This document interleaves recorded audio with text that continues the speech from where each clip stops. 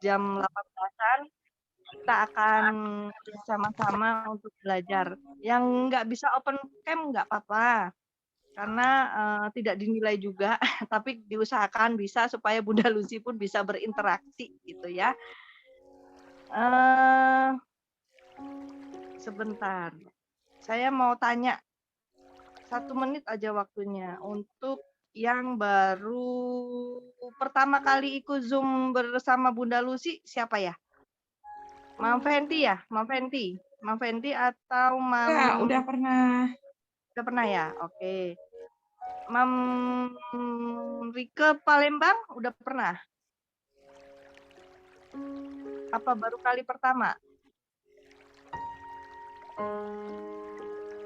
Mam Rike?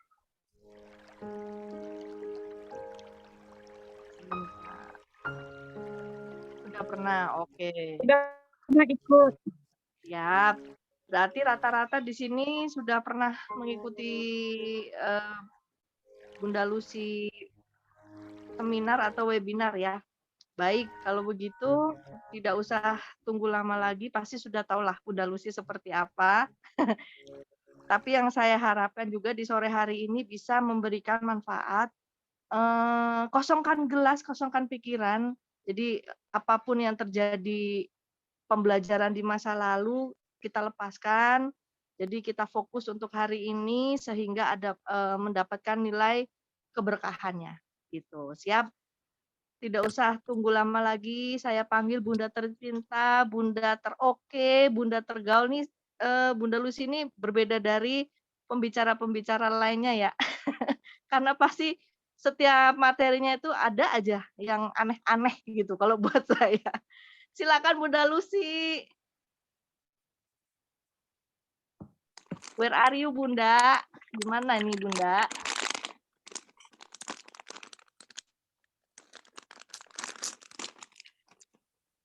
Di manakah Bunda Lucy berada?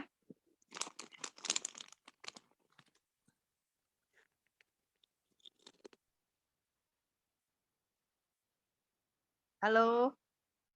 Bunda? Oke, siap. Sambil menunggu Bunda Lucy, mungkin ada yang punya buku Bunda Lucy Growing Excellent Generation 27 hipnosis, ada yang sudah punya? 27 teknik hipnosis? Belum. Wah, berarti Mam Katarina saya tagin untuk membeli. Belum Saya punya, belum. Oh iya, yang belum punya boleh share ke saya.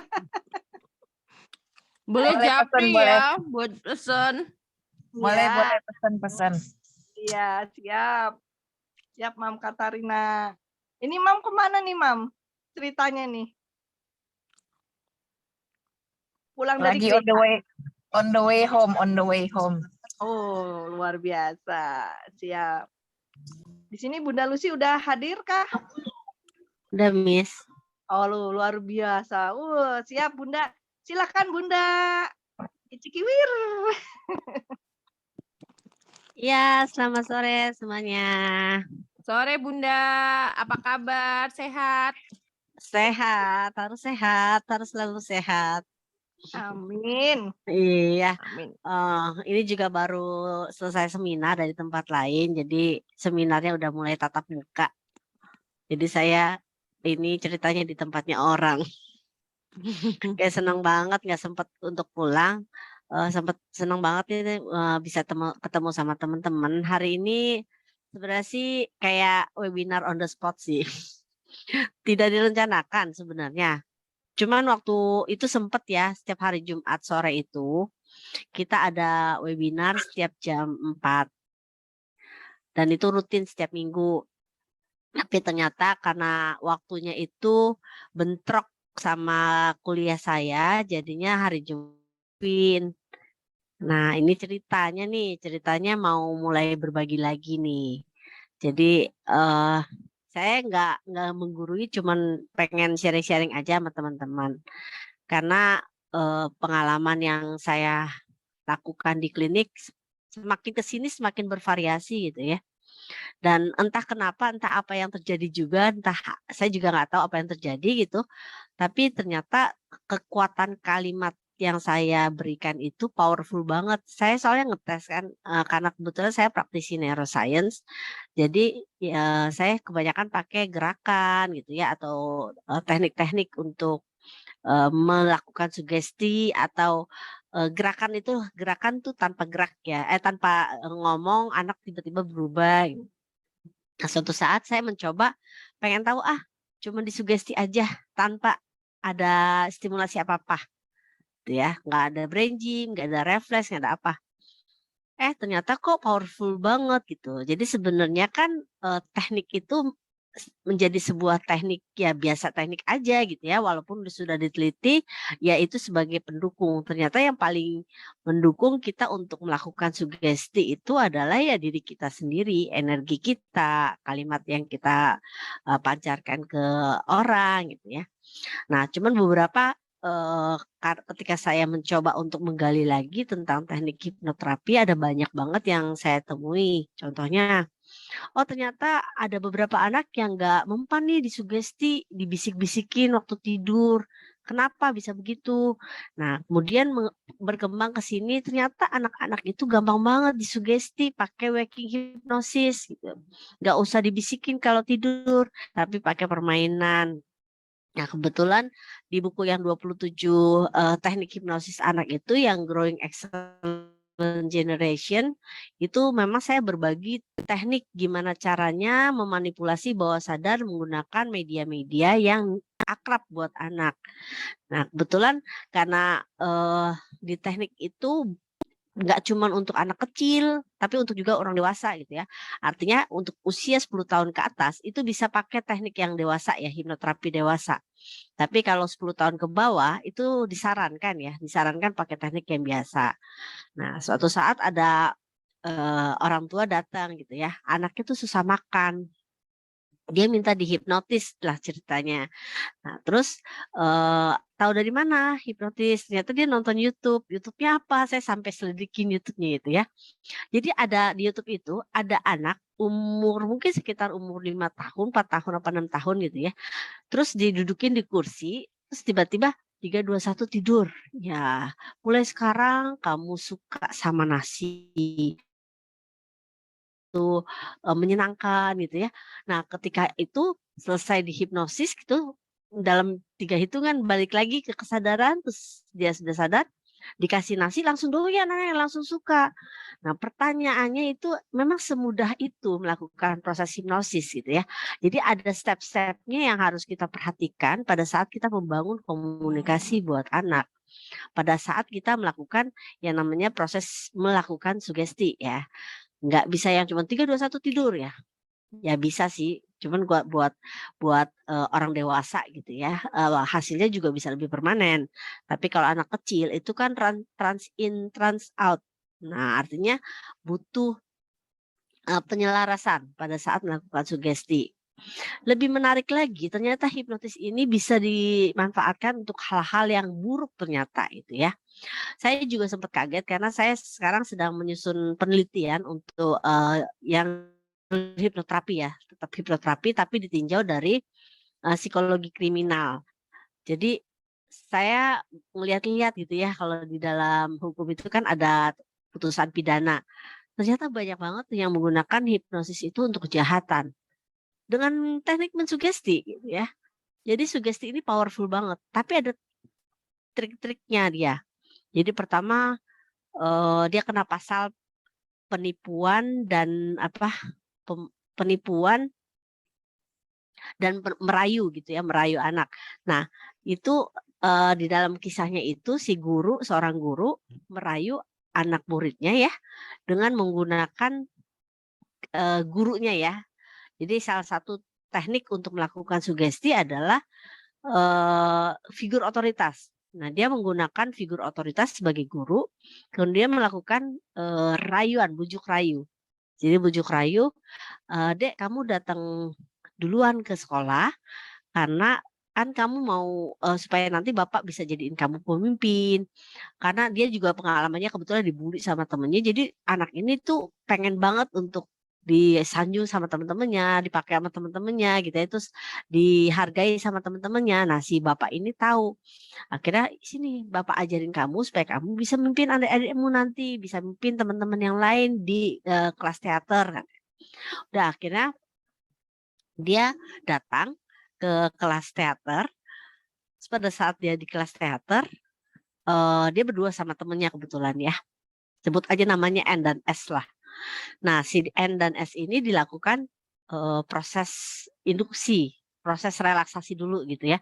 Suruh ya biasalah proses-proses hipnoterapi basicnya gitu ya.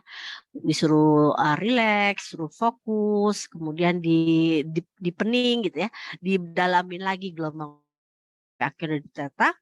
Terus si anak ini karena kebetulan sugestif dan anak ini pada saat dites sugesti memang udah sugestif banget. Jadi anak ini masuk ke dalam bawah sadarnya gitu ya. Begitu masuk langsung disugesti macam-macam ceritanya ya. Singkat cerita guru ini menggunakan hipnoterapinya itu hipnosisnya ini untuk percabulan ya, kasus percabulan. Dan anaknya itu nurut gitu sampai akhirnya anaknya itu diambil keperawanannya gara-gara proses hipnosis itu gitu. Jadi sebenarnya teknik sugesti itu gampang banget. Sugesti itu kalau buat anak itu sebenarnya mudah. Cuman yang jadi masalah nanti kalau teman-teman kita ngelihat lebih lanjut adalah bagaimana orang tua melakukan sugesti sementara anak itu nggak percaya sama orang tua ya. Poinnya itu sebenarnya kalau pada saat memberikan sugesti itu anak itu harus benar-benar trust sama orang tua. Itu nggak dapat. Nah, kalau anak udah nggak trust kan susah ya melakukan sugesti. Makanya kita masuk lewat jalur yang lain gitu. Jadi kalau saya itu nggak pakai nggak bisa masuk dari jalur pintu yang A, saya buka yang B, saya buka yang C, pasti ada yang masuk gitu. Nah, kayak saya sama anak saya misalnya ya, wah anak saya nggak percaya nih misalnya sama saya. Gimana caranya supaya dia percaya sama saya? Nah, saya tahu bahwa setiap anak itu suka sama yang namanya main gitu ya. Akhirnya saya ajak dia main. Nah, dalam permainan itu saya melakukan sugesti. Anak itu semua suka games. Nah, dari games itu saya masukkan sugesti. Jadi sugesti itu bisa dimasukin di dalam banyak hal, dengan berbagai cara gitu ya. Dan tergantung bagaimana kita membuat diri kita percaya bahwa kita tuh mampu mensugesti. Gimana caranya supaya saya percaya? Nggak cuma hipnoterapis doang loh yang mampu sugesti karena setiap hari hidup kita itu penuh banget dengan sugesti di sekitar kita ya. Oke, saya izin share screen. Nah ini, hari ini saya mau berbagi tentang bagaimana sih pengaruh sugesti terhadap anak ya atau pada anak. Karena basically anak itu gampang disugesti ya. Anak itu umur berapa ya? Kalau menurut perkembangan yang namanya anak itu kan sebenarnya sampai 12 tahun. Nah, 13 tahun udah masuk ke perkembangan remaja gitu ya. Tapi kalau kita berdasarkan prinsip WHO yang internasional, anak itu kategorinya adalah 0 sampai 18 tahun ya. Maka kalau misalnya ada tindakan-tindakan tentang hukum gitu ya, misalnya anak 18 tahun mencabuli anak 15 tahun itu mereka masih termasuk anak-anak, jadi masih ada restorasi justice gitu ya. Tapi kalau misalnya kita pakai yang psikologi perkembangan yang biasa gitu ya, sampai 12 tahun berarti 13 tahun melakukan tindak pidana berarti udah hukumannya sama kayak orang dewasa gitu. Jadi basically yang kita bilang anak kalau saya mengikuti standar WHO sebelum 18 tahun itu masih dibilang anak. Tetapi kalau kita ngikutin standar hipnosis di bawah 13 tahun itu kita gampang banget mensugesti. Jadi sugesti itu ada beberapa level ya. Yang pertama tingkatannya itu 5 tahun pertama. Yang kedua itu dia 6 sampai 7 tahun, yang ketiga 8 sampai 12 tahun. Jadi memanfaatkan waktu 5 tahun pertama tuh gampang banget didoktrin. Kemudian 6 sampai 7 itu, 7 tahun itu masa di mana anak-anak tuh diimprint, dicetak ulang sama orang tua ya untuk bisa temperamennya nanti bisa sampai ke dewasa bahkan gitu. Nah, 6 sampai 7 tahun itu masa yang kritis juga ya, krusial juga. Kemudian 8 sampai 12 itu anak-anak itu kalau misalnya 0 sampai 7 tahun itu udah pas, udah lewat 8 sampai 12-nya itu biasanya lebih bagus gitu. Nah, tetapi kalau kita lihat tentang psikologi perkembangan itu kita harus tahu bagaimana si anak itu harus berkembang sesuai dengan taraf usianya. Umur 3 tahun anak itu kan eksplorasi ya. Eksplorasi semua benda dipegang lah segala macam, terus dia lari-lari. Nah, ketika itu terjadi, terus orang tua, "Ayo diam, duduk diam," gitu ya. Terus anak misalnya marah-marah, "Sini, nggak mau," gitu. "Sini mama kasih ini," "Nggak mau, pokoknya nggak mau," gitu. Pokoknya kayak masanya negativistik banget, negatif banget. Terus orang tua, "Kamu harus nurut sama mama ya." Di dokter gitu, "Kamu harus nurut, nggak boleh nakal. Sini, kalau mama bilangin kamu harus nurut." Nah, itu kan proses sugesti sebenarnya gitu ya. Tapi itu berada dalam proses sugesti yang salah. Kenapa? Karena masa 3 tahun sampai 5 tahun itu, sampai 4 tahun lah ya, negativistik. Jadi kalau misalnya negativistiknya hilang, nggak berkembang, anak itu diharuskan untuk nurut. Itu akan membuat si anak itu nanti umur 12-13 tahun keluar pemberontakannya. Dan itu saya udah lihat dan sudah teliti dari banyak orang ternyata fail di situ. Ya. Jadi pengaruh sugesti ini penting untuk kita ketahui bukan untuk mempengaruhi anak, tapi kita harus tahu bagaimana batasan-batasan perkembangan si anak gitu ya. Makanya teman-teman kalau ada waktu nanti boleh belajar di sekolah kami, sekolah parenting kami itu tentang psikologi parenting. Nah, karena kayak kita punya banyak kelas tapi basic kita adalah kuatnya di psikologinya gitu ya. Sehingga kita tahu nih, oh si anak ini kalau misalnya dia susah makan, kenapa susah makan? Kadang ada hal-hal yang kita nggak pikirkan ya, kayak orang tua, susah makan mungkin dia paling gitu aja ya. Tapi ternyata enggak. Setelah saya selidiki, oh susah makannya orang tua ini ada kaitannya sama masalah orang tua yang nggak mau buka mulut ketika dia terluka sama mertuanya. Nah, kok bisa begitu? Nah, itu menariknya belajar psikologi, bagaimana kita melakukan sugesti hanya karena dengan cara si anaknya itu kita ajak bermain, kemudian kita tahu nih, oh masalah anak ini bukan karena trauma. Jadi percuma kayak misalnya mundur ke belakang, ayo kita obati ya, forgiveness segala macam atau sembuhin traumanya. Dia bukan karena trauma, dia karena masalah perkembangan, tumbuh kembangnya yang nggak sempurna ya, waktu kecil misalnya gitu ya. Nah itu. Jadi banyak orang tua yang tidak mampu kenal sama dirinya, tidak mampu menguasai dirinya, dan semua yang dihadapi ya. Barusan kebetulan karena saya seminar, terus ada orang tua yang ngomong, anaknya kecil lucu banget gitu ya. Jadi waktu saya lagi ngomong di depan tuh anaknya cepet datengin saya terus, "Sini mau ngobrol sini," gitu ya. Kalau saya ada anak kecil kan saya langsung suruh ke depan ngobrol bareng gitu, biarin aja di depan orang-orang nggak apa-apa, itu masanya perkembangan gitu ya. Terus saya cuman mengamati dari depan orang tua, "Sini sini sini, jangan begitu, nggak boleh, tuh sini," gitu. Tapi orang tuanya nggak kelihatan emosi depan kita kayak masih jaim gitu. Tiba-tiba pada saat selesai terus dia bilang, "Anak saya tuh susah makan." Salah ya saya marahin anak saya karena anak saya sering banget tantrum gitu. Ya mama bisa tahu sendiri jawabannya gitu ya, saya nggak perlu ngomong salah apa benar gitu, karena kan anaknya dia. Nah terus, iya kalau lagi makan itu saya buka mulutnya, saya paksa, saya jejelin gitu. Oh oke gitu, cuman oke aja gitu dia, terus nanti gimana ini anak pertumbuhannya ya gitu ya, mama mungkin tahu sendiri jawabannya apa gimana, kalau saya cerita ulang ya. Jadi saya melakukan klarifikasi dari ceritanya dia atau parafrase. Kalau misalnya, kita mengalami masalah terus kita coba parafrase sendiri ceritanya untuk untuk memperjelas. Kalau saya ceritain ulang, reka ulang, gimana efeknya gitu. Jadi kalau anaknya nggak makan, ada seorang anak nggak makan, terus mamanya itu nyekokin nih anaknya, "Ayo makan makan, kalau nggak makan awas kamu ya nggak, nanti, mama marahin," gitu ya atau, mama cubit gitu kalau misalnya nggak makan. Kira-kira apa efeknya sama anaknya gitu? Kayaknya kayak gitu saya nggak perlu ngasih tahu kita semua ya, karena kita semua udah tahu lah efeknya apa buat si anak. Nah, banyak orang tua yang nggak mampu ngatasin diri sendiri, jadinya sugesti yang ditimbulkan itu bukan berasal dari sugesti yang benar-benar sugesti gitu ya. Sugestinya dari kata-kata tapi toxic word gitu, dari kata-kata yang toxic.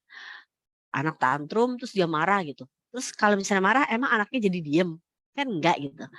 Ketika anak tantrum, saya sering bilang, ketika anak tantrum atau marah, itu sebenarnya adalah cerminan diri kita yang lagi tantrum atau marah. Dan ketika kita menghadapi dia, cara kita menghadapi itu adalah cara kita menghadapi diri kita yang sedang tantrum di dalam diri kita gitu. Jadi ya kita harus tahu, oh kenapa nih dia tantrum nih? Apa yang terjadi sebelumnya? Apa yang saya rasakan sebelumnya? Kenapa si anak ini begini? Apa yang dia mau gitu ya. Jadi itu panjang urusannya kalau misalnya kita bicara tentang anak. Karena sugesti itu harus basicnya adalah penelusuran terhadap masalah. Bukan, oh anak gak mau makan, mulai sekarang dan terus-terusnya kamu bisa makan. Nggak bisa begitu. Harus tahu masalahnya apa. Saya selalu kasih tahu sama teman-teman hipnoterapis. Kalau jadi hipnoterapis itu sebagai profesi, mereka harus belajar tentang konseling, mereka harus tahu tentang psikologi. Karena belum tentu trauma itu karena trauma, bisa aja karena metafora atau bisa juga karena ada pengalaman tumbuh kembangnya yang belum sempurna gitu ya, atau kemampuan waktu kecilnya belum berkembang gitu. Nah, itu yang membuat kita semua harus sama-sama belajar gimana sih caranya ngatasin anak dengan berbagai gangguan gitu ya. Dan tadi ada pertanyaan, sugesti itu cuma untuk anak bermasalah enggak? Enggak, sugesti itu untuk semuanya. Misalnya, saya tuh lagi sedih misalnya, lagi sedih karena anak saya nggak mau nurut misalnya. Nah, terus yang saya lakukan apa? Saya cuma memberi kesempatan kepada otak untuk melakukan reframing atau membuat point of view yang baru. Oh, anak saya sedih. Saya sedih karena anak saya nggak nurut sama saya. Terus saya bayangin suatu saat di tempat yang sangat indah, saya membayangkan di sana saya lagi ngobrol berdua sama anak saya dan anak saya tuh begitu nurut dan begitu manis sama saya. Nah, itu salah satu cara untuk memanipulasi otak gitu ya. Nah, ada banyak teknik yang saya kembangkan di dapur penelitian saya, di dapur klinik saya, dan nggak saya share. Kalau misalnya teman-teman nggak nanya gitu, nggak mancing saya tuh, saya juga nggak keinget gitu apa sih gitu ya. Ya ada beberapa yang saya bagikan juga di kelas Hypnoparenting Mastery itu teknik-teknik yang mungkin nggak dibagi sama orang lain. Kayak teknik nyusun skrip, gimana sih nyusun skrip, membuat skrip supaya anak ini pede, supaya anak ini nggak kecanduan gadget misalnya. Benar-benar kita ajarin cara melakukan sugesti itu bukan cuma sekedar skrip loh, tapi kita harus tahu juga kebiasaan anaknya, tempat yang paling dia sukai apa, terus bagaimana dia membuat dirinya itu masalahnya apa sama kita. Nah, itu semua harus kita tahu banget gitu ya, karena setelah kita telusurin kita jadi tahu teknik apa sih yang mau kita pakai gitu ya. Seperti yang kita ketahui tadi ya, masalah anak itu sebenarnya bukan 100% masalah anak gitu. Ada satu anak yang datang, dia kebetulan ADHD, terus agresifnya luar biasa. Dari gitu mungkin kecanduan sedikit pornografi ya, dan dia punya orang tua itu bahkan sering berantem di depan saya gitu. Jadi saya suka nasihatin dia waktu awal-awal saya bilang, kalau orang tuamu berantem, kamu masuk aja ke kamar. Karena dia posisinya, saya coba ya posisinya dia, kondisinya lagi on banget gitu ya, lagi on banget, lagi aktif banget. Terus dia bilang, enggak, aku sengaja, biar aku tiru aja sekalian, aku contoh aja sekalian ya, children see, children do. Jadi anak itu kan lahir bersih ya, nggak punya cita-cita negatif, nggak punya apapun. Perilaku negatif mereka hampir semua diturunkan atau dibentuk dari orang tua. Ya, nanti kapan-kapan saya mau berbagi juga tentang bagaimana mengubah molekul sel dalam diri kita supaya apa yang kita munculkan sama yang kita munculkan itu tidak berpengaruh sama si anak.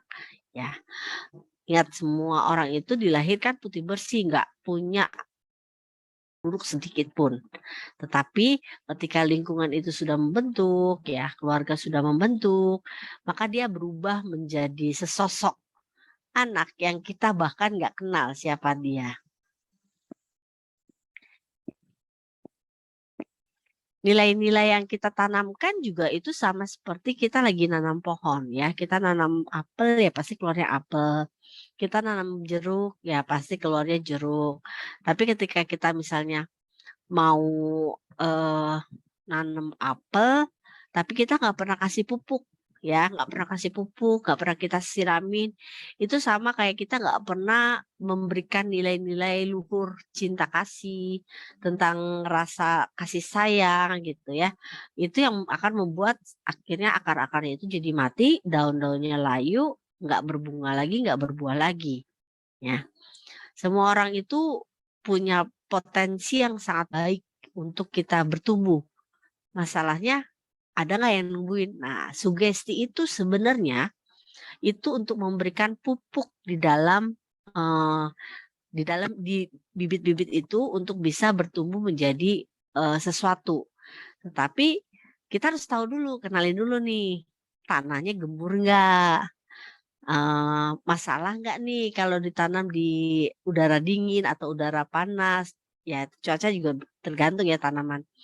Kemudian saya harus menanamnya dari bibit atau saya beli aja pohon yang udah agak jadi itu saya tanam. Nah, pohon yang udah jadi itu saya beli dari mana? Mungkin nggak dia tumbuh di rumah saya. Jadi banyak banget pertimbangan-pertimbangan yang ketika kita melakukan sugesti nggak cuman langsung sugesti terus langsung nurut gitu ya. Jadi ini prinsip-prinsip yang penting menurut saya yang perlu teman-teman perhatikan supaya nggak salah kaprah nanti sugesti aja anaknya gitu ya, karena teman-teman udah tahu teorinya ya, teman-teman bisa ngasih tahu ke mereka sugesti nggak sesederhana itu. Kita harus tahu juga dari psikologisnya si anak, bagaimana dia apa sih yang melatar belakangi dia sampai dia berperilaku itu dan sehingga perlu disugesti. Nah ya, sugesti itu sama seperti menanam bibit. Sugesti itu sama seperti ketika kita memberikan informasi baru ke otaknya gitu ya. Jadi sama kalau sugestinya negatif, maka si neuronnya itu akan lepas satu-satu ya, dan dia akan berbuat kasar. Ya karena neuron-neuron yang banyak itu ternyata 80% dikuasain sama neuron-neuron yang sering kita beritahu hal-hal yang negatif gitu ya. Misalnya kayak kamu gimana sih kamu udah dikasih tahu berkali-kali kok nggak dong-dong gitu misalnya, nggak pinter-pinter, aduh mama kesel sama kamu nih, kamu ganggu mama ya. Itu mungkin cuplikan kalimat biasa ya buat orang tua yang lagi sibuk diganggu sama anaknya. Tapi ternyata itu akan menimbulkan sikap menarik diri dari anak. Jadi anak nggak mau dekat sama orang tua suatu saat karena perilaku itu hanya itu loh, cuman sekali itu. Ternyata pada saat sekali itu si anak itu lagi bener-bener butuh banget kebuka bawah sadarnya, butuh banget cinta, terus diomongin seperti itu sama orang tuanya. Akhirnya dia stay away dari orang tua, mundur. Nah ini neuron ini harus kita bentuk tiap hari supaya semakin hari semakin banyak, semakin hari semakin banyak dan kita akan membuat si anak itu menjadi anak yang positif karena yang tumbuh itu neuronnya yang positif. Ini saya ada cuplikan film, silakan dilihat dulu.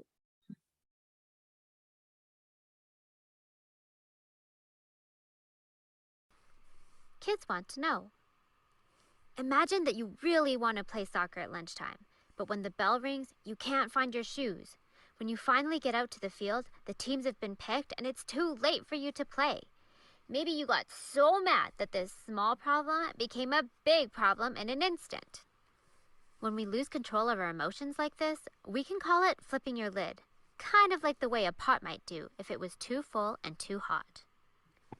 A little while later, after you've cooled down, you might even feel sad when you realize that when you had a big reaction to a little problem, you could have hurt someone's feelings. What if I told you that this happens to everyone? Your parents, friends, teachers, and everyone else you know can flip their lid and lose control sometimes. We all need to work on managing our feelings. Have you ever wondered why we can have such a hard time keeping our emotions under control? It can be really tough being a kid these days. There's just so much going on every day, at home, at school, even after school. Sometimes it's hard to keep a lid on things, and we act in ways that are not kind or caring, even though we don't mean to be hurtful. There are so many situations that we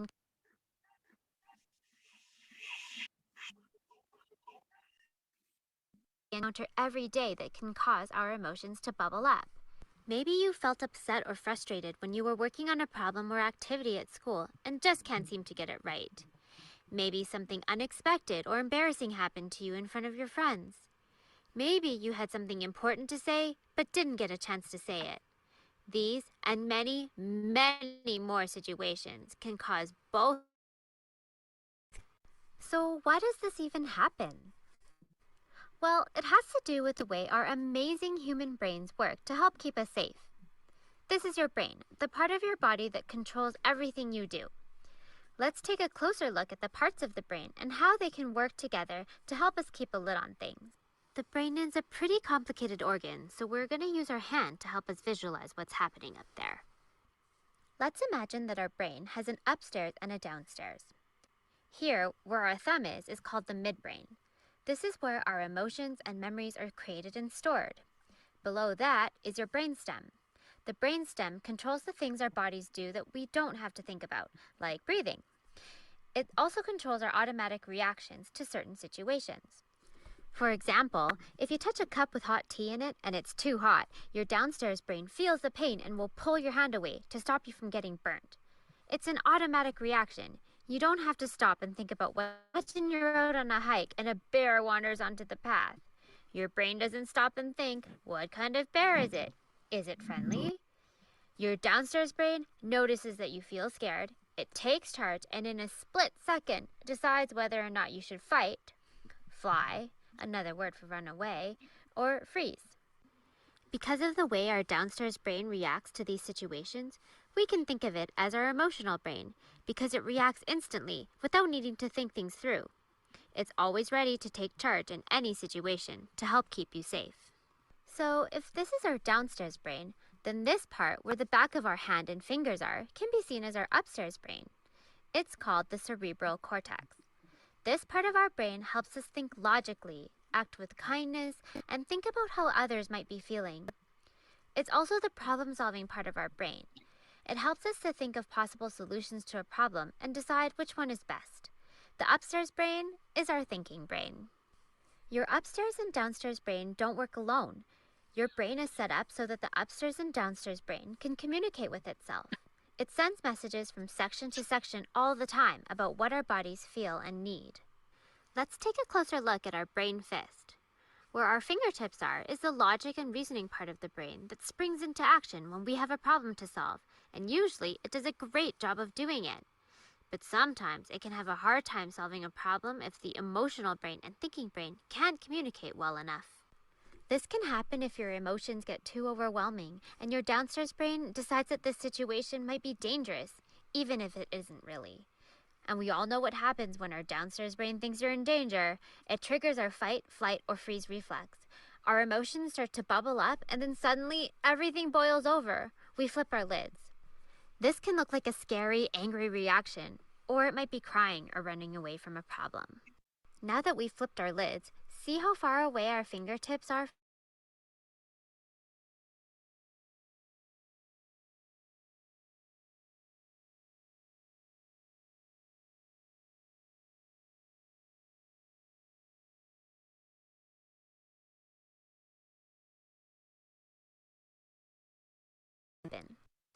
Remember that soccer game we talked about at the beginning of the video, and you were really upset and didn't get to play? Maybe you felt your tummy rumble, or you felt your face getting hot? Did your heart start to pound, and did you feel your hands start to clench?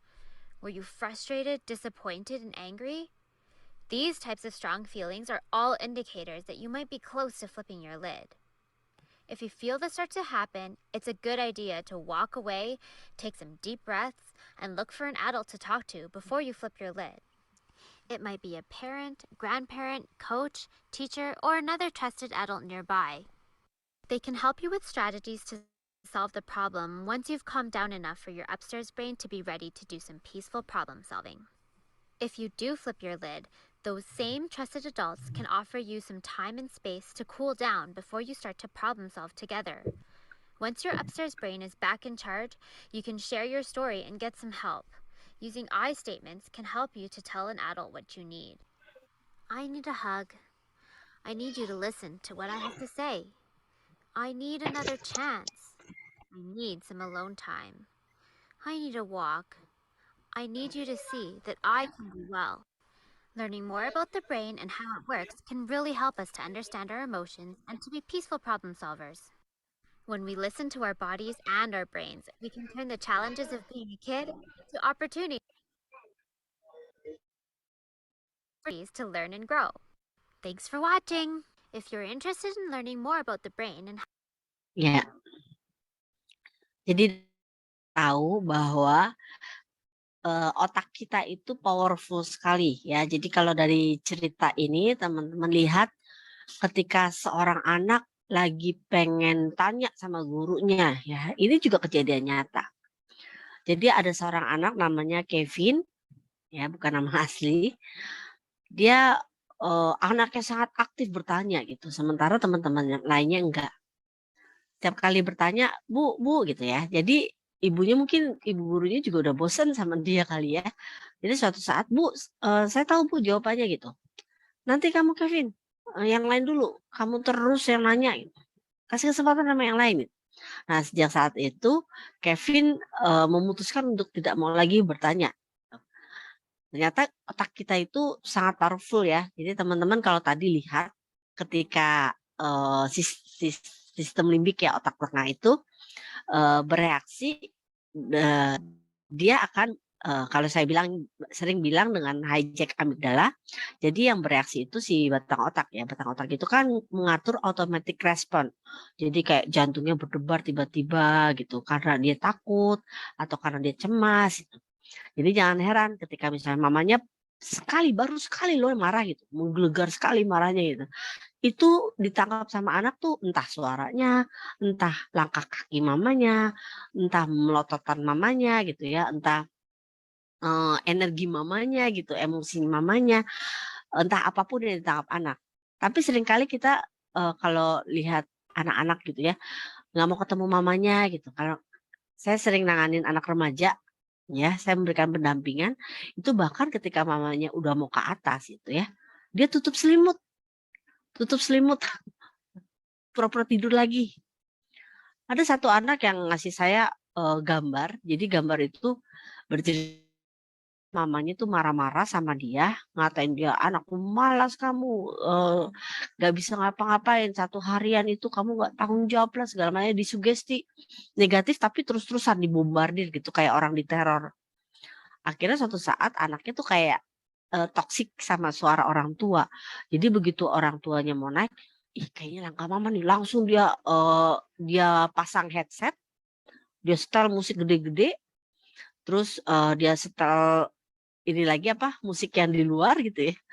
Nah, terus dia nyalain komputer dan ternyata itu untuk I want to be see my voice in my head. Saya pengen bikin otak saya tuh busy sama suara-suara di kepala.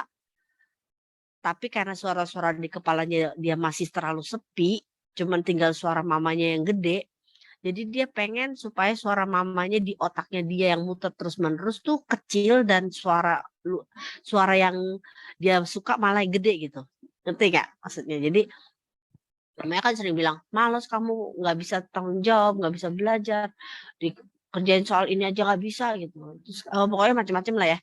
Nah itu suara itu terus terngiang-ngiang di otaknya anak, jadi dia pengen shut down semua suara orang tua dengan cara nyalain semua alternatif musik lebih dari 5 yang dia harus nyalain. Misalnya dia pakai earphone, terus dia main game di bawah selimut, 2 ada ya.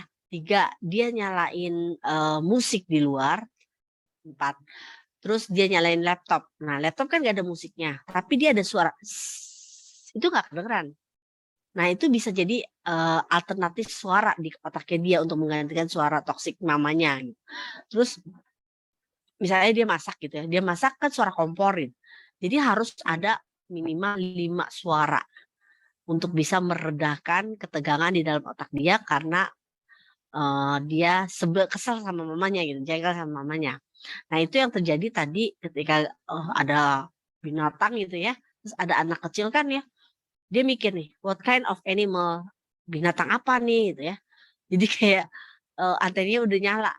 Sama ketika dia punya pengalaman negatif sama mamanya atau sama papanya, dia langsung nanya, what kind of my parent nih, kayak apa nih parent nih sebentar lagi. Kayaknya sebentar lagi mau nyerang nih parent saya. Udah saya mendingan saya lari aja. Atau kalau ditanya saya bengong aja, diem aja. Atau saya marah-marah, melawan orang tua. Nah itu ya, reaksi-reaksi kayak gitu yang kita penting ketahui. Kenapa dia seperti itu? Jangan-jangan saya pernah melakukan sugesti dengan cara saya nyerang anak gitu ya. Sama orang tua juga 3 reaksinya. Kalau enggak, oh anak marah-marah, ya udah deh saya diemin aja daripada saya berantem. Ya kan ada yang kayak gitu tipenya. Ada yang anaknya marah, dia balik marah. Ya akhirnya anaknya tambah marah, dia tambah marah. Jadi oktavnya itu udah naik 10 kali lipat gitu ya. Ada lagi yang daripada ngurusin anak saya marah-marah mulu, mendingan saya sosialita jalan-jalan keluar ya, menghindar dari masalah. Nah sama kayak gitu. Kenapa kayak begitu? Karena semuanya stimulus itu kan sebenarnya dari eksternal ya. Dari orang tua, dari mentor, atasan, teman, figur otoritas misalnya. Atau dari yang benda objek mati gitu ya, atau sosial media, TV, pekerjaan, lingkungan, masuk ke panca indera. Begitu masuk panca indera kan masuknya ke prefrontal ya. Prefrontal itu otak depan. Sadar dia, menerima informasi dengan sadar. Tapi ternyata antara otak sadar sama otak bawah sadar itu kan ada reticular activating, ada critical mind-nya. Jadi kalau kita masukin ke otak, tiba-tiba otaknya sadar nih, enggak kok nggak kayak begitu. Nah informasi nggak bisa masuk ke dalam bawah sadar. Tapi kalau misalnya dia dibaik-baikin gitu misalnya, dia disugesti supaya pintar misalnya. Mulai besok kamu rajin belajar ya dek gitu. Ih mama enakan main game kali daripada rajin belajar. Make sense ya, anak ngomong kayak begitu masuk ke pikiran sadar tapi critical areanya masih bekerja itu. Sehingga anak kecil kan gampang ya dirayu. Dek, kamu itu mau main games gitu, emang nantinya cita-citanya mau jadi apa? Gitu. Kayak kalau anak saya tanyain gitu, katanya mau punya pabrik yang bikin games di YouTube. Oh gitu, berarti dia harus megang gadget terus dong ya. Kalau harus megang gadget terus, oh iya benar. Tapi berarti apa aja sih yang dibutuhkan ketika kita mau punya pabrik games misalnya? Oh berarti aku harus banyak bermain di nyari informasi. Oh ya, informasinya dapat dari mana aja, apa aja yang kamu perlu ketahui ya. Berarti aku harus tahu matematika dong ya. Aku harus hafal juga nih, hafal rumus-rumus logaritma lah segala macam, algoritma, logika apa gitu. Terus apalagi yang kamu butuhkan. Jadi sampai akhirnya oh ya udah kalau gitu sekarang kita mencoba untuk menyusun planning supaya kamu bisa mencapai itu. Belajar di sekolah ini sebenarnya proses mencapai itu. Contohnya, kamu mungkin gak sih kuliah kalau kamu gak SD? Ya enggak lah gitu ya. Jadi bukan belajar itu bukan untuk sebuah nilai aja, tapi sebuah proses untuk kamu mencapai tujuan kamu gitu. Oh gitu ya gitu ya. Akhirnya pemikirannya masuk nih, persepsi baru ditanamkan ke bawah sadar. Akhirnya mempengaruhi emosi dan jadi keyakinan. Kalau gitu saya harus rajin belajar. Belajar itu menyenangkan seperti saya main game supaya saya mencapai tujuan saya untuk bikin pabrik games misalnya ya. Nah keyakinan itu yang kita masukkan, itu keyakinan itu juga bisa jadi program negatif, bisa jadi program positif. Tergantung kita masukinnya. Contoh lagi, ada satu anak nggak suka sama matematika. Terus pas ditanya kenapa? Karena saya benci sama matematika karena mama saya juga benci sama matematika gitu. Akhirnya pemikiran persepsi itu masuk kan, benci matematika, emosinya jadi benci sama matematika, bawah sadarnya jadi benci. Akhirnya dia meyakini bahwa matematika itu sulit. Gitu. Akhirnya dia benci sama matematika, gitu ya. Jadi keyakinan itu bisa jadi negatif, bisa jadi positif. Dari mana datangnya? Ya, termasuk teman, guru bisa juga ya. Gimana sih gini aja, soal gini aja nggak bisa ya. Kemarin ada satu guru lagi online ya. Kebetulan guru anak saya juga lagi. Kamu nggak dengerin ibu guru ya kan? Awas kamu ya kalau nggak dengerin ibu guru. Emang ibu guru itu kaset rombeng apa? Nggak didengerin gitu. Saya sampai ketawa gitu ya. Guru ngomongnya gitu. Ibu guru ini bukan kaset rusak ya, kamu nggak dengerin gitu. Terus anaknya mungkin ke belakang gitu. Ayo, Kevin lagi lah ya. Kevin, tadi ibu ngomong apa? Apa bu? Saya nggak dengar bu. Gitu. Gimana sih kamu nggak dengar? Dari tadi kemana aja kamu? Ibu ngajar dari tadi kamu nggak perhatiin ya? Emangnya ibu kaset rusak gitu? Jadi apa ya? Langsung anak saya tuh ngomong sama teman-temannya, guru killer gitu, guru killer gitu.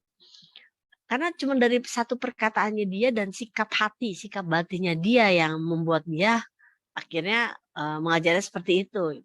Orang tua juga malas banget kamu, kamu nggak fokus gitu.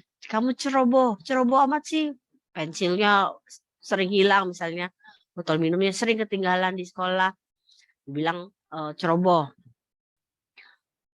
dasar pembohong gitu ya.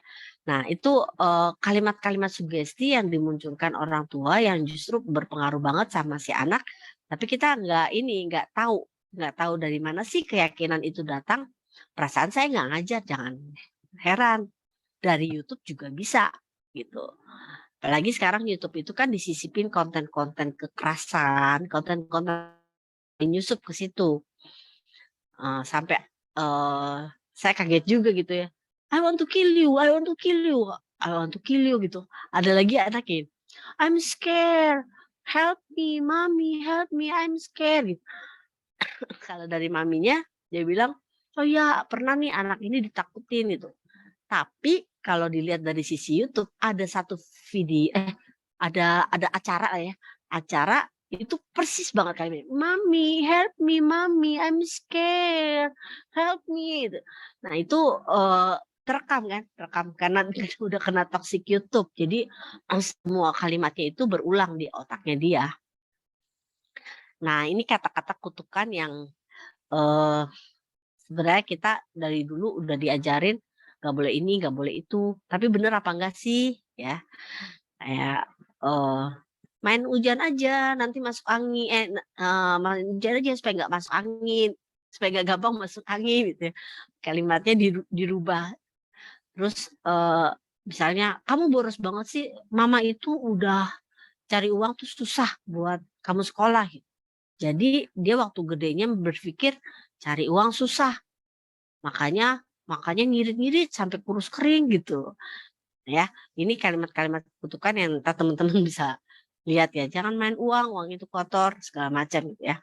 Nah, benar apa enggak sih? Benar itu kan tergantung keyakinan. Contoh, jangan ngeledek orang sumbing, nanti anak kamu sumbing gitu ya ketika kita lagi hamil.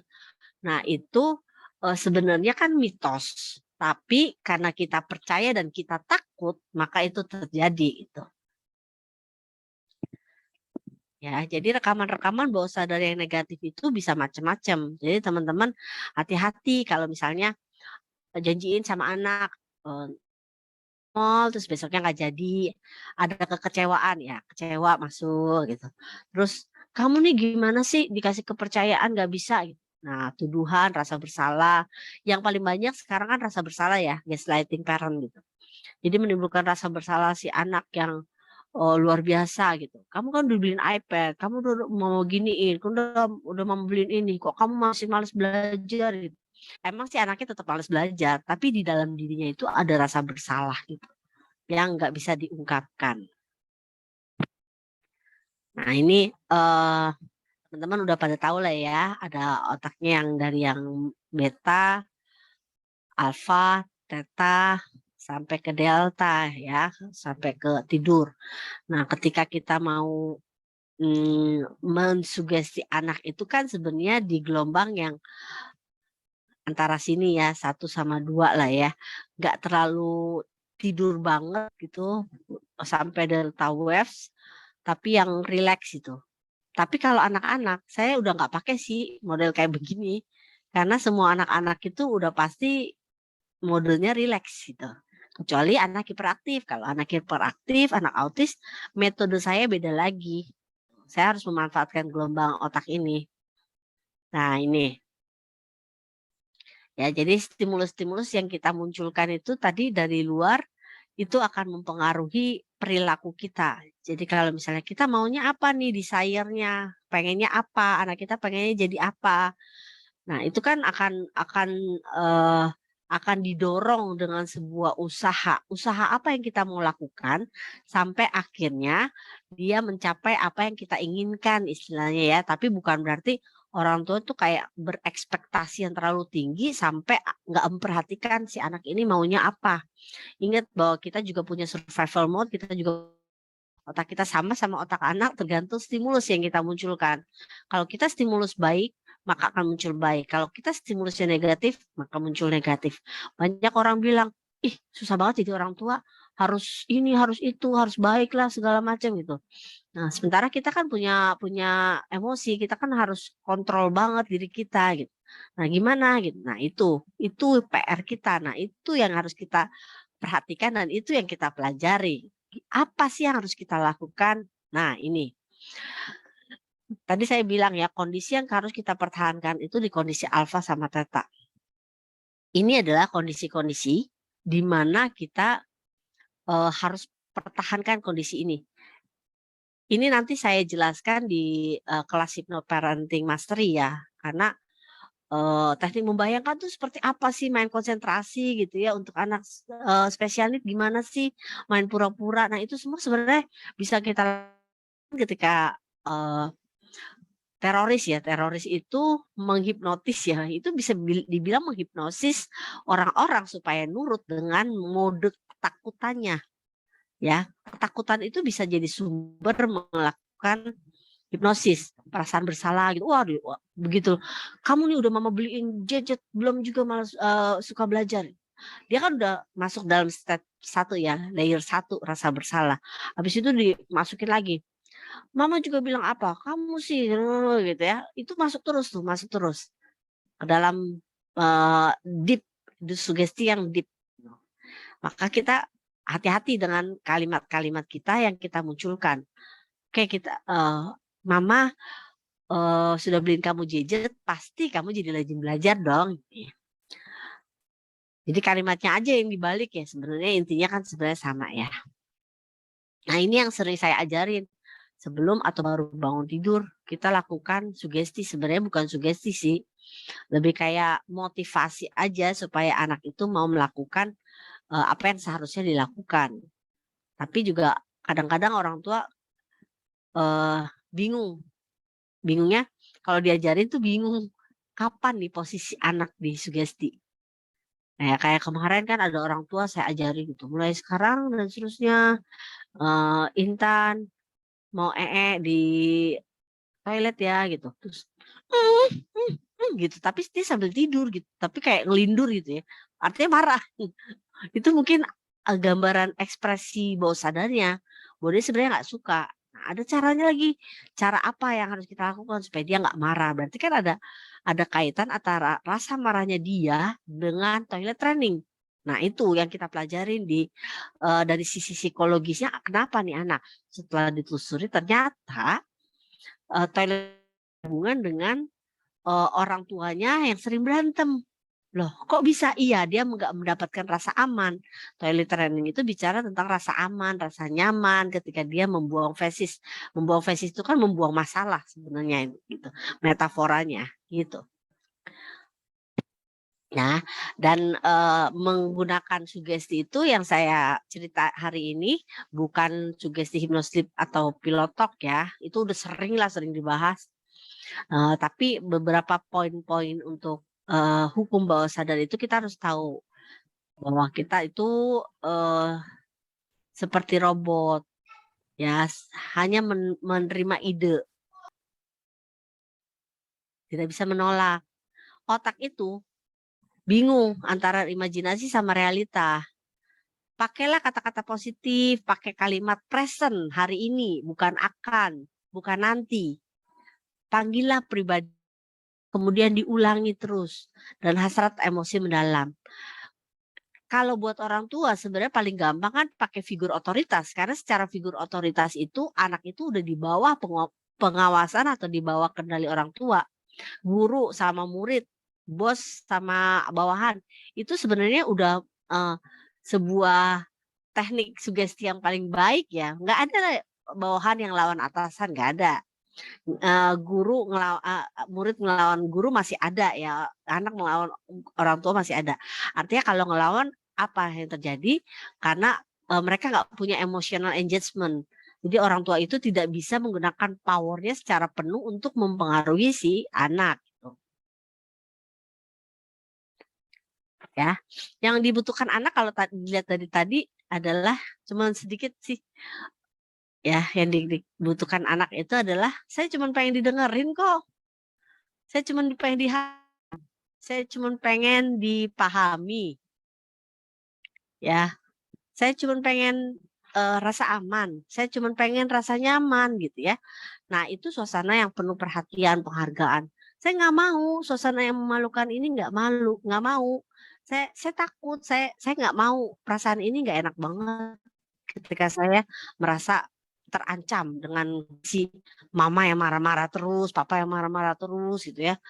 Mama papa berantem itu terancam banget dan itu takut banget. Ketika suasana itu takut mengancam mereka akan berperilaku seperti apa yang mereka lihat dan seperti suasana yang mereka sedang dibangun nih.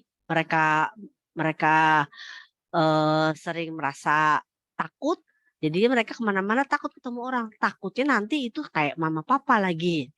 Mereka kemana-mana tuh merasa terancam. Maka bangunlah suasana yang penuh dengan perhatian, penghargaan, suasana yang positif, suasana yang aman. Itu adalah sebuah alat sugesti yang paling powerful yang pernah saya temui ya. Selain nanti ada banyak peralatan yang bisa kita pakai untuk kita meningkatkan sugesti yang dimiliki anak-anak yang kita harus lakukan gitu ya. Oke, kayaknya saya share sampai segitu aja. Kalau masih ada waktu boleh ditanyakan, masih ada setengah jam ya. Saya kembalikan pada Miss Indri. Thank you. Thank you Bunda Lucy, terima kasih banyak untuk pemaparannya. Nah, sebelum ditutup ya, saya mau izinkan semuanya untuk bertanya. Semuanya berarti Bunda Lucy nanti bisa sampai jam 7 malam lebih. Oke, tadi karena saya keluar masuk sinyalnya, Bunda, mohon maaf, jadi saya ada beberapa yang kelewat. Ada yang di chat, mungkin Bunda bisa bantu jawab dulu ya, Bunda ya. Saya nggak tahu tuh tadi dari Mam siapa ya, Mam Susi Tawati ya. Itu ada. Oh, aku bacain kalau gitu deh. Ya. Mama Siti, halo apa kabar? Kayaknya udah lama nggak ketemu. Iya, Tingkatkan segitu. Oh, ini makasih banget loh. Memberikan kesimpulan ternyata. Tapi di bawahnya ada pertanyaan. Jadi kesimpulannya dulu ya saya baca ya. tingkatan sugesti 3-5 tahun. Pertama lebih mudah dengan cara bermain, 6-7 masa kritis, masa aktif. Karena 7 tahun itu masa imprinting ya. 8-12 masih bisa disugesti. Oke, ini tadi saya cerita tentang anak tantrum. Perilaku negatif anak itu diturunkan dari orang tua, lingkungan, dan sugesti itu adalah pupuk. Oke, pertanyaan, bagaimana mensugesti anak remaja yang broken heart, apalagi banyak kasus depresi akibat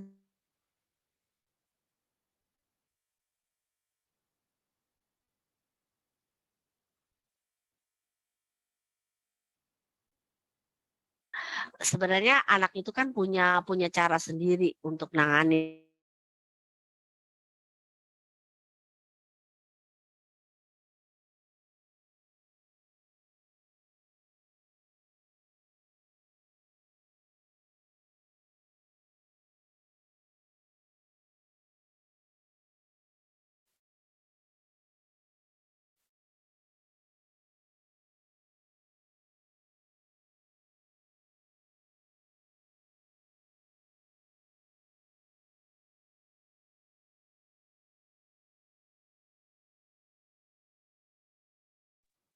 Bunda freeze ya? Aduh, sorry saya out malah. Buat remaja itu cuman pengen didengerin gitu. Jadi kayak ada satu anak remaja dia bilang, "Mah aku sakit hati sama temanku," gitu. Terus mamanya bilang, "Ah, kamu kayak begitu aja dipikirin. Dulu mama kayak begitu tapi mama nggak se-stres kamu gitu. Udahlah lupain aja, mungkin itu bukan nggak cocok buat kamu," gitu. Nah, itu sebenarnya kalimat dismissing ya. Jadi kalau teman-teman ada ikut kelas neuro emotion coaching, itu ada, eee, parenting style ya. Parenting style itu kan kalau yang selama ini kita tahu ada otoritatif, ada, otoriter gitu ya, sama ada permisif gitu. Tapi yang ini dari sudut pandang yang berbeda gitu. Nah, ketika kita, tahu anak kita punya masalah, dia cerita ya. Kalau dia cerita loh ya, kalau dia nggak cerita gimana kita bisa tahu gitu. Anak ini cerita, "Mama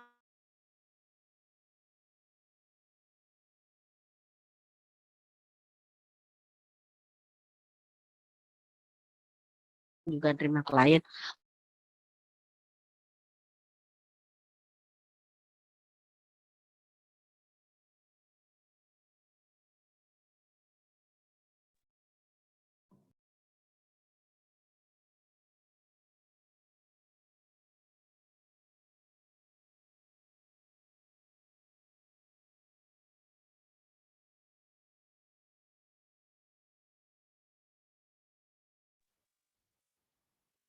Bunda, Bunda. Oh, ternyata Bunda kelempar lagi ya. Sebentar. Ganti device ya jadinya.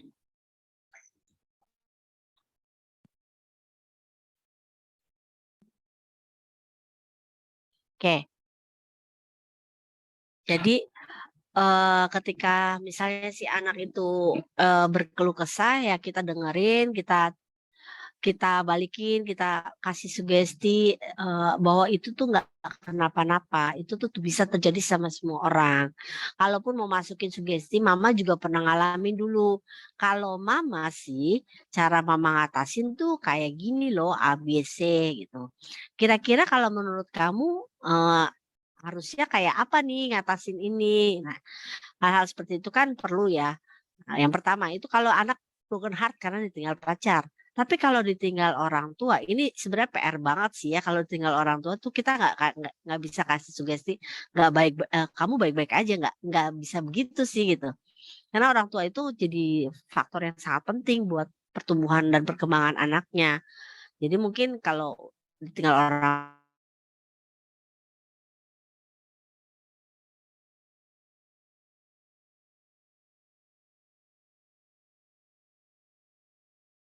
banyak, ajarin gimana caranya dia untuk self love.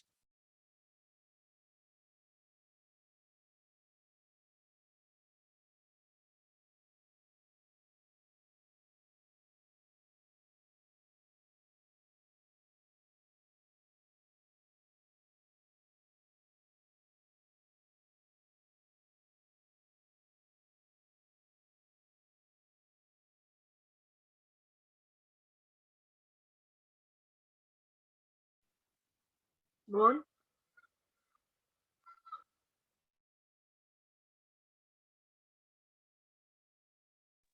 Ya, sepertinya sinyalnya lagi nggak stabil. Udah menjelang maghrib. Ya kalau family toxic sih, saya ya biasanya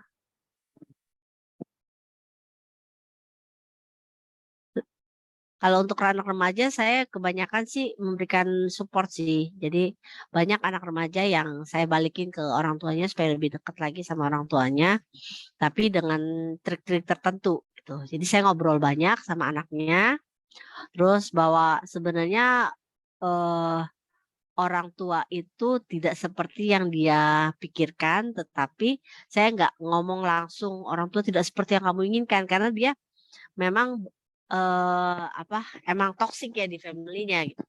Yang penting sebenarnya kan kita yang harus menyelamatkan diri kita sendiri.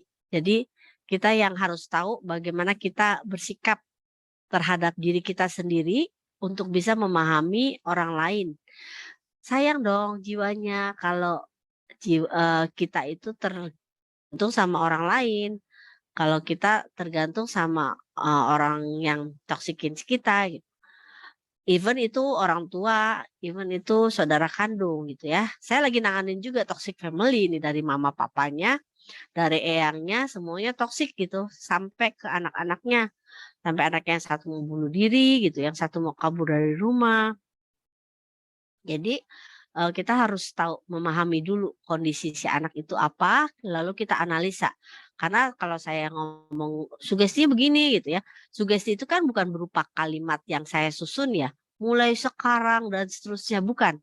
Sugesti itu adalah sebuah komunikasi yang ada strateginya untuk membuat si anak itu terbuka bawah sadarnya dan kita bisa masuk ke dalam bawah sadar anak dan anak melakukan dan mempunyai pemahaman yang baru gitu. Ya, sorry nih jaringannya tidak stabil. Ya, nanti teman-teman kalau mau lihat siarannya nanti saya share ya di grup. Oke, kalau ada yang mau ditanyakan lagi silakan. Nah kan yang mau ditanyakan kembali untuk sore hari ini buat Bunda Lucy.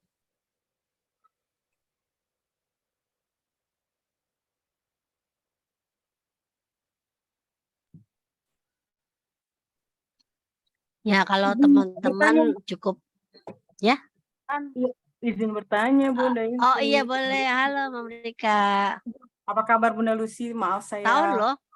nggak ini loh, Iya, nggak on cam. ya. Banyak Oke. banyak saya tertinggal materi Bunda Lucy berarti ya. Banyak nggak ngikut nih selama ini. Bun, kan saya punya 2 anak remaja. Satu udah 20 tahun sih, satu 16 tahun begitu ya. Kalau ternyata sudah banyak hal ini, banyak kata kata toksik yang sudah kita lakukan gitu. Bagaimana cara memperbaiki jadinya yang seperti itu ya, karena kan udah kadung ya, udah 20 tahun sama 16 tahun. Dan ternyata di kelas anak-anak anak saya juga banyak yang punya problem seperti itu gitu ya. Jadi tidak percaya diri, tetapi denial, jadi melawan, menganggap remeh jadi ya dengan guru, dengan apa begitu. Itu bagaimana membuka kembali, kemudian apakah lingkungan bisa mempengaruhi. Jadi semua rame-rame gitu untuk apa yang dikatakan dan apa yang dilakukan itu ternyata tidak sama. Demikian Bunda Lucy, terima kasih. Oke. Jadi sebenarnya kalau kita kembali ke prinsip bawah sadar, kita tahu bahwa rekaman-rekaman itu berasal dari mana-mana. Kita nggak bisa menjadi.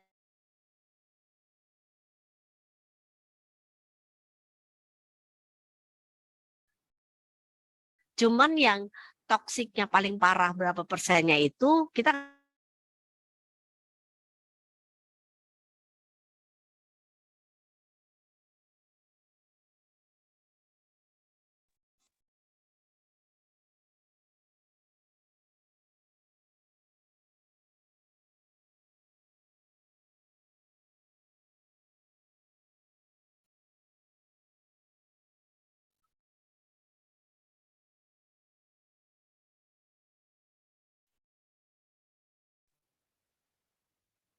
Hilang lagi ya Bunda suaranya.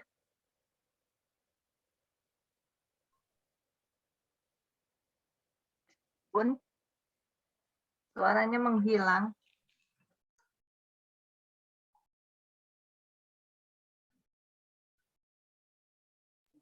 Kayaknya jadi konsul langsung kali ya, Bunda Indri. Sorry, saya dari tadi nyalain ini loh. Iya, Saya dari tadi nyalain handphone tuh, tapi ternyata di mute. Dari tadi saya ngomong padahal nyambungin. Jadi artinya yang 16 tahun sama 18 tahun itu kan tahu ya perkembangannya ya. Ketika kita tahu, kita bisa menganalisa, terus kita bisa tahu juga, harus tahu juga apakah kita memberikan toksik juga, dampak toksik buat anak. Nah, kalau itu udah firm baru bisa tahu nih kira-kira apa sih kalimat sugesti atau apa sih ya teknik sugesti apa yang bisa kita lakukan untuk anak itu. Artinya harus tahu firm dulu nih ya. Kan soalnya tadi informasinya nggak clear saya dapatnya. Apa sih gitu. Tapi teman-teman kalau misalnya teman-teman tertarik untuk kelas apa ya, untuk belajar-belajar kayak begini nanti mungkin setiap minggu bisa kita buka open discussion aja ya sama buat masalah-masalah. Jadi teman-teman punya pikiran yang terbuka nih. Oh selama ini yang saya lakukan sebenarnya benar tapi kurangnya di sini. Oh anak saya ini bukan susah dibilangin kali ya. Cuman belum terbuka pikirannya untuk dikasih tahu. Jadi ada reframing tertentu ya.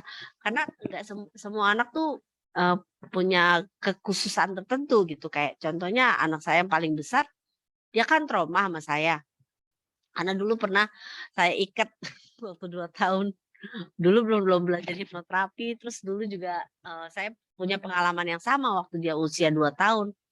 Saya lakukan itu sama dia sampai akhirnya traumanya berkepanjangan terus oke, sekarang buat deal-dealan gitu ya sama dia karena kebetulan dia bisa diajak ngobrol juga sekarang.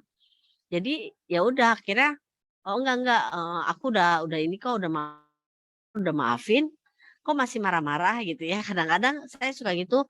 Terus oh iya aku kadang-kadang masih suka keselnya sih. Oh ya udah keselnya itu gimana caranya supaya rasa kesel itu hilang dan kamu bisa punya tempat hati kamu bisa punya tempat lagi buat mama gitu-gitu ya.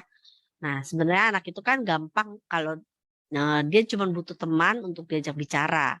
Masalahnya sekarang kalau misalnya teman-teman punya anak misalnya, tapi anaknya itu udah kayak udah stay away banget gitu ya, udah jauh gitu kayak udah attachment-nya udah nggak ada. Nah, itu yang PR-nya sih mesti dan saya perlu tahu data-data lengkapnya untuk saya kasih tahu, gini loh, gitu sih. Baik, Bunda Lucy, nanti konsul langsung sama Bunda Lucy.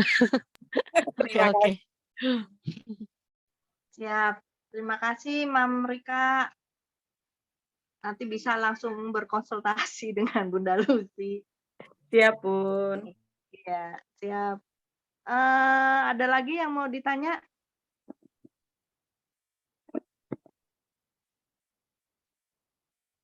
Halo Bun, Silakan. Wow, Ibu dosen. Halo Ibu guru. iya Bunda Lucy apa kabar? Ketemu lagi. Baik. Ya Bun, ini aku mau tanya masalah anak saya. Kebetulan kemarin pas tepat materi yang Bunda Lucy berikan sekarang dengan kemarin kejadian anak saya itu hampir hampir mendekati. Maksudnya anak saya kemarin ini ada problem. Katanya kalau di sekolah itu temennya pada menjauh. Lantas dia bawa ke rumah. Sampai di rumah itu kalau pulang sekolah tutup pintu, masuk sampai nanti mau makan atau mau sholat baru keluar. Masalahnya pas kemarin itu kulihat ada peristiwa di badannya, kebetulan dia lagi ini sempat menggunakan pentul di tangannya karena katanya lebih saya cerita bilang kayak tidak sakit kok dia masa sampai segitunya dia enggak bisa sharing sama kita. Kebetulan juga memang saya mungkin karena saya sibuk, jadi saya kurang kontrol anak. Yang saya mau tanyakan di sini Bun, kira-kira ada enggak solusi sugesti karena dia kemarin tuh temannya banyak yang jauhin, entah saya juga sibuk jadi saya enggak bisa banyak komunikasi dengan anak saya. Kira-kira apa ya Bunda solusinya? Tapi saya berusaha untuk mengurangi Oke. kegiatan dulu. Ya, jadi kalau saya lihat ceritanya ini anaknya self harm ya. Ya mungkin begitu Bun. Ya, sebenarnya secara self harm itu ada yang apa ya? Ada yang awal-awal mencoba ya, kayak kemarin saya dapat kasus trikol ya, cabut-cabut rambut sampai botak. Nah, itu sebenarnya kan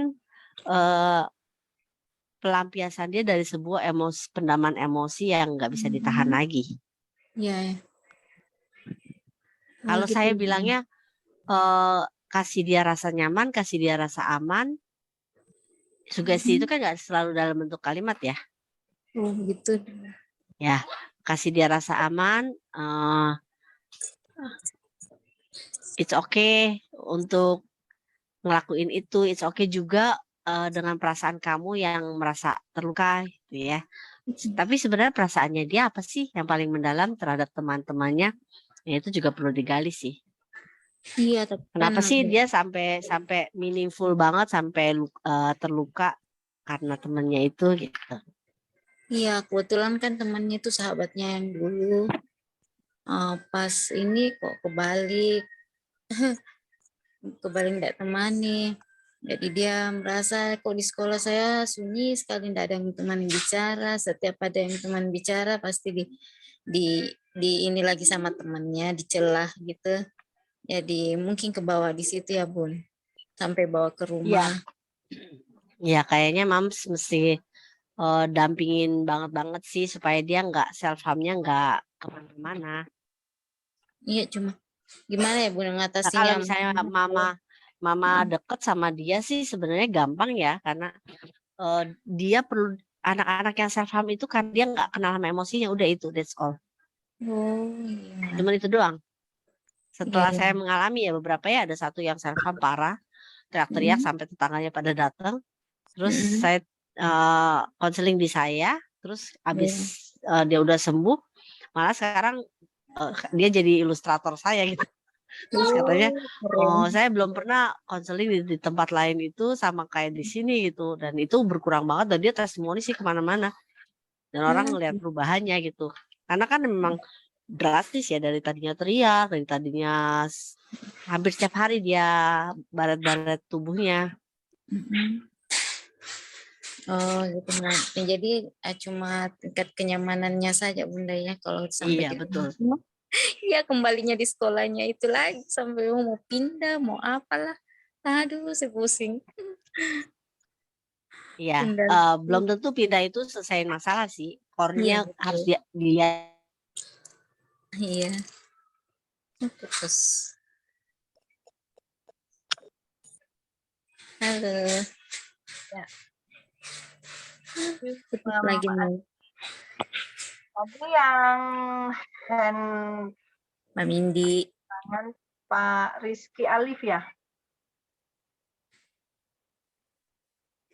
Pak Rizky? Oke, selamat petang Bunda Lucy. Ya Pak, silakan Pak. Saya mau langsung aja ya. Ya.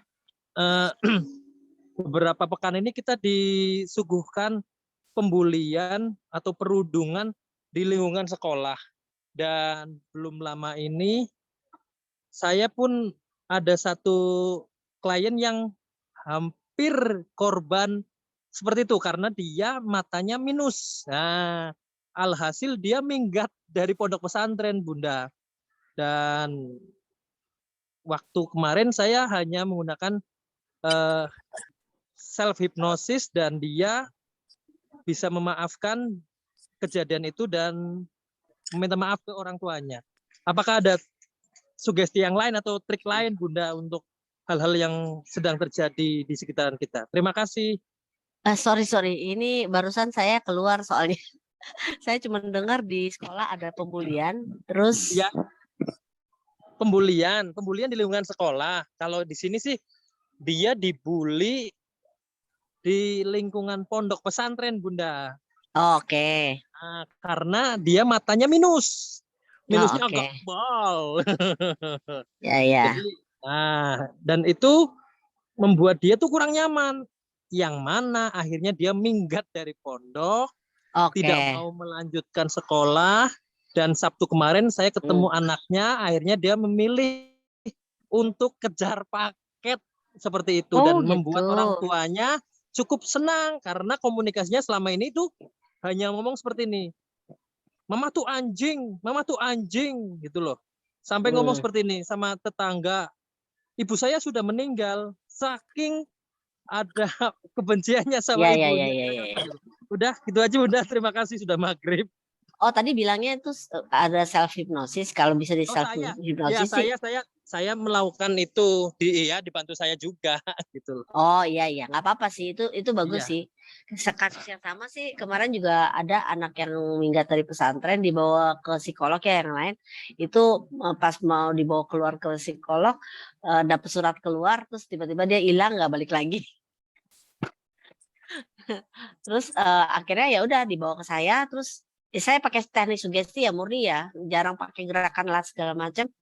Dia pakai teknik sugesti ya, terus dia balik lagi, tapi bukan ke pesantren, tapi ke sekolah yang emang satu yayasan sama pesantrennya, full day. Anaknya malah pinter banget sekarang, juara terus juara pidato segala macam gitu. Nah terus ya anaknya juga benci banget sama mama papanya, komunikasinya parah banget awalnya gitu. Tapi ternyata setelah disugesti gitu, mereka tuh balikan lagi kayak teman lagi gitu. Jadi nggak melulu harus yang hipnosis harus tidur gitu, enggak. Yang tadi yang saya bilang waking hipnosis juga bisa powerful sih untuk sugesti. Yang penting kita tahu cara masuknya. Yang penting kita tahu menaruh empati terhadap masalahnya, enggak yang dia sedih terus masa sih kamu sedih terus gitu. Itu kan kayak nolak gitu. Nah, kalau misalnya kita tahu masalahnya, oh ya emang nggak enak banget rasanya digituin ya. Tahu banget rasanya gitu. Nggak apa-apa lah kamu kabur dari pesantren. Emang itu kan,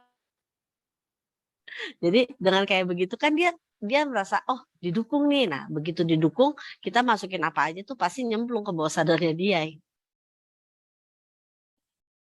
Gitu sih.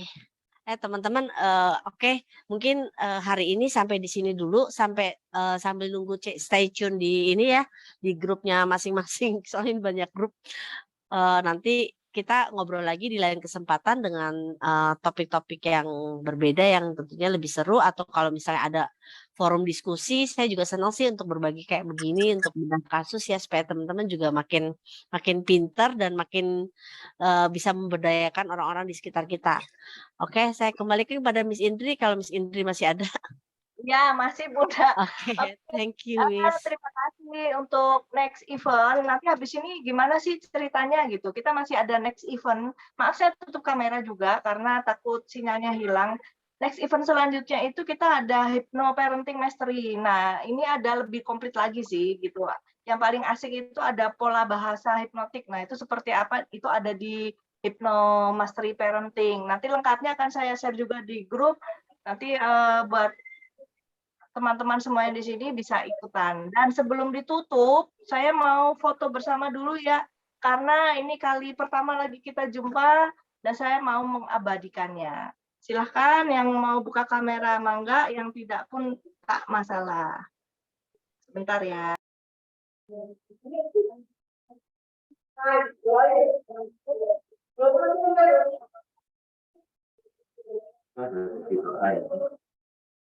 Pamit dulu ya tuh.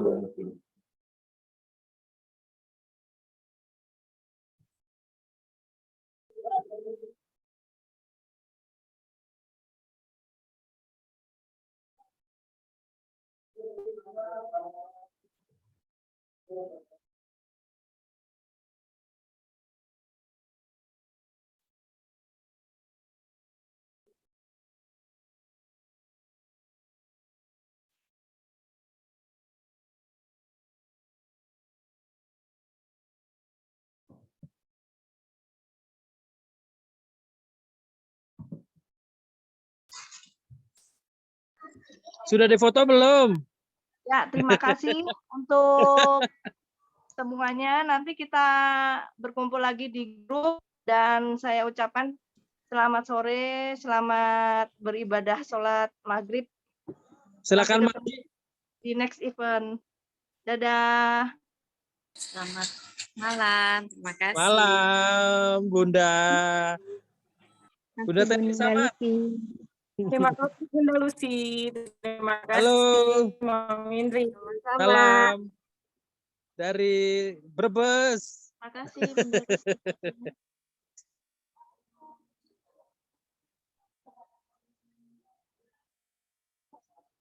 Terima kasih. Yuk.